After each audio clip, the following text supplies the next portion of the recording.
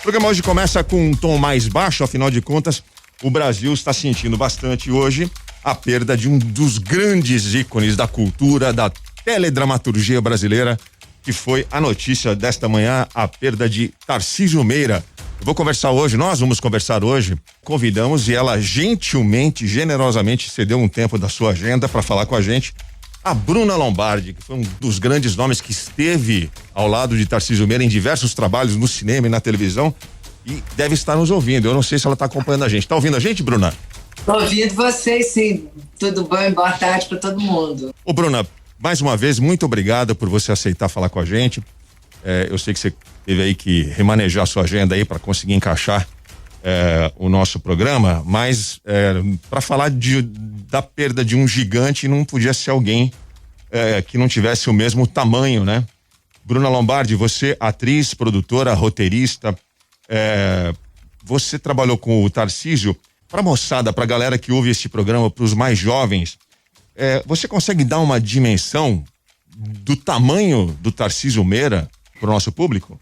Eu acho que quando a gente pensa na palavra ícone, né, de uma dramaturgia, de uma época, de uma era da televisão brasileira, sem dúvida ele é o grande ícone. Ele já nasceu até com aquela cara talhada para virar icônica.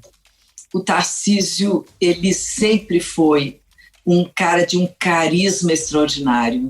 Onde quer que ele fosse, o que quer que ele fizesse, ele era aquela expressão americana que diz bigger than life. Ele é maior que a vida, né?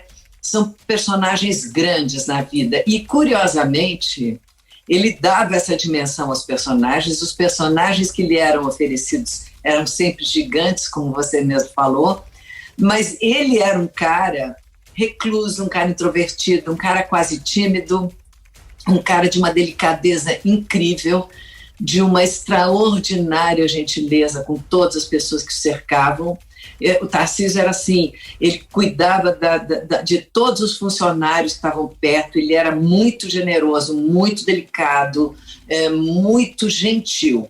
Então, você imagina que o grande cara, visto assim como o exemplo do homem brasileiro durante tanto tempo, era uma pessoa extraordinariamente delicada e gentil, vulnerável, completamente diferente da imagem que vendem do que é ser homem, do que é ser macho. Eu acho que ele é uma alma elegante, ele é grande exatamente por isso, porque ele sempre soube ser delicado e ser gentil com todo mundo. A Bruna usou a palavra icônico, né? Acho que essa é uma palavra que a gente vai repetir muito, porque se teve um casal icônico das telenovelas, né, Bárbara Gância? Você deve lembrar, eu vou lembrar agora de um casal que quem acompanhou a novela nos anos 80 não tem como esquecer, que foi o casal da novela Roda de Fogo, composto pela Bruna Lombardi e o Tarcísio Meira. Você assistiu essa novela, Bárbara? Mas é óbvio, eu sou a maior noveleira do planeta e toda novela que a Bruna participa, inclusive que a Bruna é da mesma comunidade que eu, ela é italiana, então na minha família todo mundo sempre amou a Bruna. E meu pai era super fã da Bruna, minha mãe, todo mundo da minha casa é fã da Bruna e a gente, por acaso, eu tenho a felicidade de ser amiga dela, é como eles chamam, né, os americanos, amiga pessoal. Se é amiga, já é amiga, né, não tem que ser amiga pessoal, mas ela, graças a Deus, é minha amiga. Então sim, claro que eu acompanhei. E eu venho acompanhando o Tarcísio, puxa vida, desde que eu me lembro de ser gente, desde os meus 8, 10 anos de idade, o Irmãos Coragem, eu acho que era dos anos 70 ou algo assim, que foi a grande novela que para mim marcou muito o Tarcísio, porque era o Cláudio Cavalcante, o Cláudio Marzo e o Tarcísio Meira, era um negócio assim que transcendia, porque todo o Brasil inteiro ficava ligado. Hoje tudo é muito pulverizado, o pessoal hoje em dia, cada um assiste uma coisa, um é tablet, o outro está vendo o Facebook, o outro está vendo o Twitter, as pessoas não têm muita ideia o que é um país inteiro ligado na Bruna Lombardi e o Tarcísio Meira, se eles vão se beijar, se não vão se beijar, sabe? É um negócio bem, bem inacreditável. E daí no dia seguinte, por exemplo, você está na escola, no dia seguinte todo mundo de manhã, a primeira conversa que você tem é sobre o que aconteceu na novela. Isso era uma tradição no Brasil, era o que unia todo mundo, era o que ditava a moda. Hoje em dia isso ficou muito pulverizado, mas eram o quê? 50 milhões de pessoas assistindo, né, Bruna? A gente, a época desse momento da novela, onde a novela era o maior veículo de todos e a televisão era acima de tudo e qualquer outra coisa, a novela tinha 90 e tantos % de Ibope, uma coisa inimaginável hoje em dia, que 90 e tantos % da população tivessem ligados numa história só, única, todo mundo perpassado, transmitindo essa história de um jeito e de outro. E a Bárbara, primeiro, amiga pessoal mesmo, a gente se gosta muito.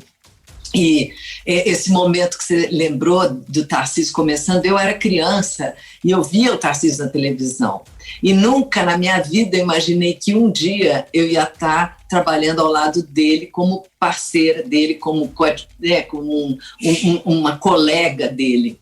E a gente tinha uma relação muito boa no vídeo. Na vida também, a gente era super tranquilo, se dava muito bem tudo. Aliás, Tarcísio estava muito bem com as pessoas, de uma forma geral, eu não era exceção nenhuma. Mas, assim, essa coisa que deu certo, né, que as pessoas falavam, deu liga, deu coisa, né, o público gostava de ver os dois juntos.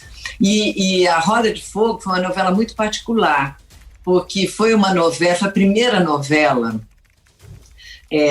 da TV Globo, portanto, do imaginário brasileiro, da dramaturgia brasileira como um todo, foi a primeira novela que levantou um tema proibitivo. Foi a primeira novela que falou da corrupção do colarinho branco. A primeira novela que levantou a corrupção, o suborno daquela elite, né, entre aspas, elite, que ninguém era intocável aquilo. O bandido era sempre uma pessoa de baixo ambiente social, mas era a primeira vez que se punha o dedo numa grande ferida, que era a impunidade brasileira, que era a corrupção nas altas rodas, enfim, nunca se falou disso antes. E ele fazia esse cara que estava perto de grandes negociatas, todas completamente ilegais e tal, e eu, do outro lado, fazia uma juíza super correta, incorruptível, com princípios rígidos, inflexíveis e tal, e justamente eu vou ter que julgar e tem um confronto, né, logo de cara entre nós dois, mas como é uma dramaturgia, e a dramaturgia de um lado fazia a denúncia, mas do outro lado queria o amor, a paixão, né? A novela vive do romance, né? Então esse confronto, né, essa força de duas forças opostas, teoricamente o bem e o mal ali, deu um embate e um se apaixonou pelo outro. Eu acabei de rever Roda de Fogo, né, tá sendo reprisada aí no streaming, e foi uma novela que foi exibida originalmente quando eu tinha, acho que 8 ou 9 anos de idade. Na época eu vi, mas adulto a gente tem uma outra percepção. E ao mesmo tempo que eu percebi que esse dilema, né, da história que você acabou de descrever é muito atual no Brasil, eu me pergunto e pergunto para você acha que essa jornada do herói, que o do Renato Vilar, né, que era um canalha, em bom português, personagem que do vai Tarcísio mostrar Meira. É importante explicar que é o personagem do Tarcísio Meira, nem todo mundo... o Renato Vilar, que era o Tarcísio Meira, bem lembrado, ele vai tentar dar a volta por cima e se redimir do seu passado de corrupção através do amor. Você acha que se essa novela fosse refeita hoje, esse personagem do Renato Vilar, ele conseguiria encontrar a redenção pelas mesmas vias, ou os tempos mudaram tão drasticamente a ponto de ter que se pensar num outro final? Olha, o Lauro, ele defendia o fim da impunidade, né? Era a ideia de todos nós e de todos nós até hoje. A gente não quer impunidade. Ao mesmo tempo, tinha esse dilema, como você falou, do amor, e a solução que o Lauro achou para que ele pudesse, de alguma maneira, ser punido foi a doença grave e, sem dar spoiler, né? Mas todo mundo já viu essa novela de alguma maneira, o Renato Vilar vai morrer. E ele vai morrer justamente porque não podia deixar vivo e feliz e vivendo um lindo romance um cara que tinha feito tudo que ele fez. Hoje, eu escrevo uma série para a HBO. Nós fizemos 2 temporadas e escrevi a terceira, que trata muito de temas políticos, trata muito de impunidade, trata muito de corrupção nessa faixa. Obviamente um nível muito mais contemporâneo, moderno, atualíssimo, né? Até a gente brinca e fala assim, a série vai e a realidade vem depois, e é meio isso que acontece, né?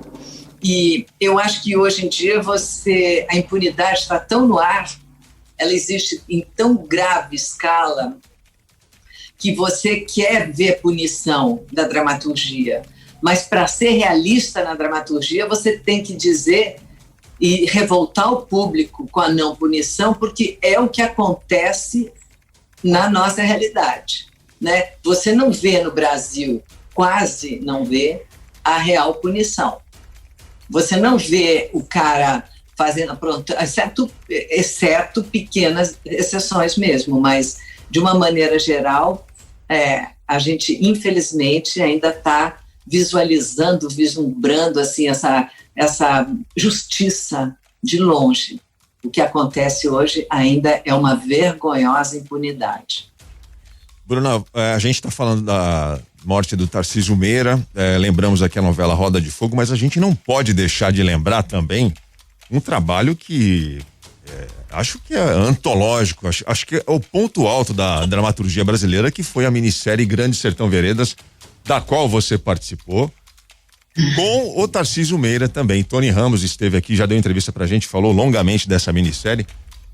Você pode relembrar pra gente como é que foi trabalhar, fazer parte desse momento da história da TV e também alguma lembrança que você tenha do Tarcísio nesse momento?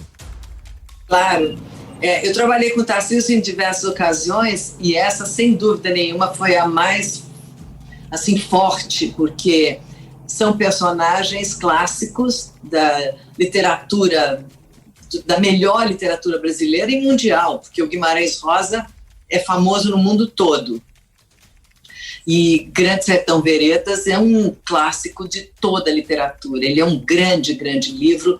Todo mundo que não leu deveria ler Grande Sertão Veredas. E eu tive o privilégio, o prêmio, a honra, né? Agradeço poder ter feito de Adorim, que eu considero o melhor personagem que existe, um dos melhores personagens que existem. E o Tarcísio foi escolhido para fazer o Hermógenes, que era o grande inimigo do Diadorim. Agora, é muito interessante porque a gente foi para o sertão e o Tarcísio, que é esse cara que você vê muito, né, com roupas de novela, para lá e para cá, mas ele era um bicho do mato. O Tarcísio gostava de ir para fazenda em Belém, ele gostava de ficar lá recluso na natureza, no meio do mato. Ele era esse tipo de cara. E então no sertão, tanto eu, que adoro a natureza também, que sou uma pessoa do mato igualzinha, e também sou super urbana, quer dizer, tenho as duas pontas, né? Vivo a vida nas duas pontas. E o Tarcísio e eu, a gente se deu muito, muito bem no sertão, a gente adorava estar lá.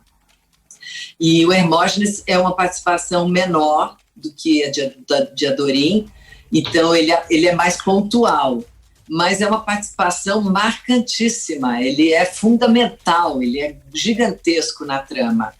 E a gente tinha uma grande cena que era muito esperada, muito assim, assustadora de fazer. A gente falava assim, meu Deus, como que eu pelo menos falava, como é que eu vou conseguir fazer essa cena? Porque imagina você que eu tinha que lutar uma briga física, corporal com o Tarcísio, né? sendo ele uma pessoa gigante, grande, né? Ele sempre foi uma pessoa assim, grande, né? O Tarcísio entra é uma pessoa marcante, mas ele é forte, né? Ele é um touro. E eu, pequena ali, mas dando tudo de si que eu podia. Mas o Avancini marcou tão bem a cena, porque eu tinha que vencer a luta, eu tinha que matar o Hermógenes. A faca. Então, numa guerra, numa luta corporal.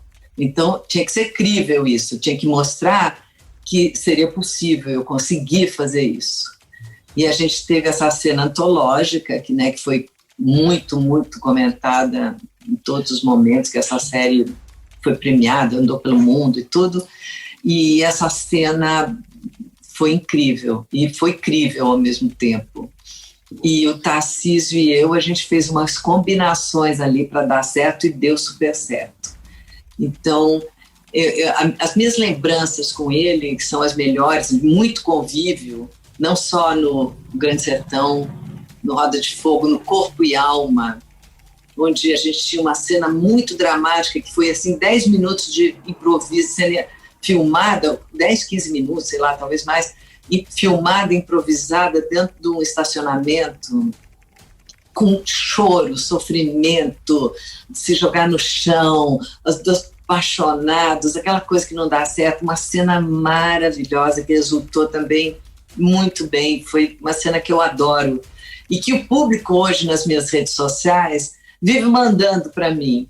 As pessoas mandam muito essa cena, assim como mandam muito Roda de Fogo, porque eu acho que muita gente se identificou com esse grau de dor, de sofrimento, do abandono, etc.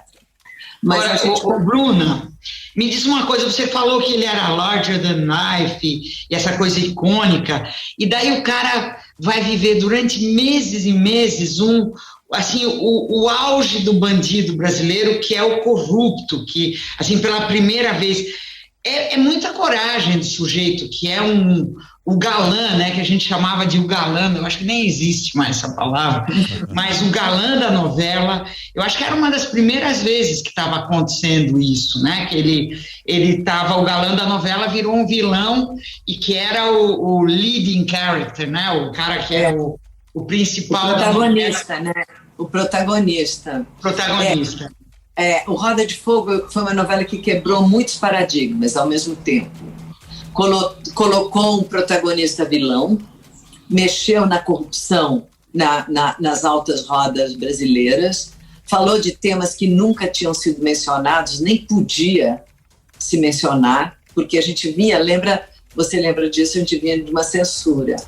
E era a primeira vez que isso se quebrava. E ainda durante Roda de Fogo, tinha censura.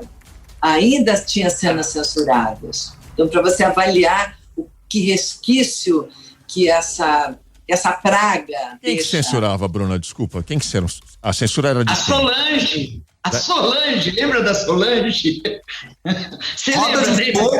Roda de Fogo, a Bruna me corrija se eu estiver enganado, é de 87. Mas a censura federal... Eu sou péssima. Eu sou uma pessoa para quem você não vai perguntar a data, porque eu não tenho a menor ideia. Quando foi eu tenho quase certeza que foi 87. É de 87. Mas a censura federal prevaleceu no Brasil até 88, até a Constituição. Então ainda havia como as donas Solanges, como bem lembrou a Bárbara, meterem a sua tesourinha lá e encher o saco, né? Eu falo da Solange, hoje em dia ninguém lembra. Mas a Solange, na minha época, era uma pessoa super presente, ela era uma pessoa que todo mundo odiava, porque você ia no cinema, Bruna, você deve ter tido uma vivência com a Solange, não querendo faltar com respeito ao Tarcísio Meira nesse momento, mas eu acho que a gente aqui falar da Solange é importante, né? A Solange, inclusive, foi... A gente recebia, Bárbara, cenas inteiras riscadas. Não pode ter essa cena. Não pode gravar essa cena. Para vocês terem uma ideia, quem não viveu isso, quem não viveu a censura foi o maior atraso na cultura brasileira, como é hoje o maior atraso na cultura brasileira todo esse fechamento. Mas naquele momento, a cultura brasileira estava realmente numa defasagem com o resto do mundo de uma forma assim, e quase que irrecuperável. Para vocês terem uma ideia, as capas dos jornais, como Folha de São Paulo, Estado de São Paulo, Jornal da Tarde. É uma época que existia muito jornal impresso, para quem lembra desse momento da vida. Para quem não lembra, depois a gente explica o que é um jornal impresso. Mas a capa desse jornal impresso, as manchetes, como se fosse assim, uma grande manchete de um grande acontecimento, era uma receita de um bolo. Assim, imperdível, sei lá, qualquer frase forte diz assim, como preparar uma torta de ameixa. Aí todo o público, era um código entre os jornalistas e o público, para dizer assim, porque os jornalistas, eles não podiam, eles estavam proibidos de dizer que tinham sido censurados, né? Dizer que foi censurado podia dar cadeia. Então, era proibido dizer que foi censurado. Então, o código que foi inventado era essa coisa absurda de sair uma receita de um bolo na capa de um jornal, né? E o público já sabia, pelo tamanho da receita, às vezes eram 5 receitas, 5 bolos, ameixa, banana, abacaxi, etc., etc. Todo mundo já sabia que uma enorme notícia vergonhosa qualquer tinha sido interditada, tinha sido censurada e não podia chegar ao público. E, obviamente, por 100 anos. Todo mundo vivia na maior indignação. Então, este é o momento do Brasil que essa novela foi feita. E tem gente, querendo a volta da ditadura hoje, né, Bruna? Pelo amor de Deus. Né? Portanto, para você entender que era uma novela muito corajosa, uma novela que não só o Tarcísio pessoalmente quebrou paradigmas, sendo o ícone que era, sendo o cara assim, querido por todos e vivendo esse vilão e mostrando uma outra face, mas a novela inteira quebrava paradigmas, né?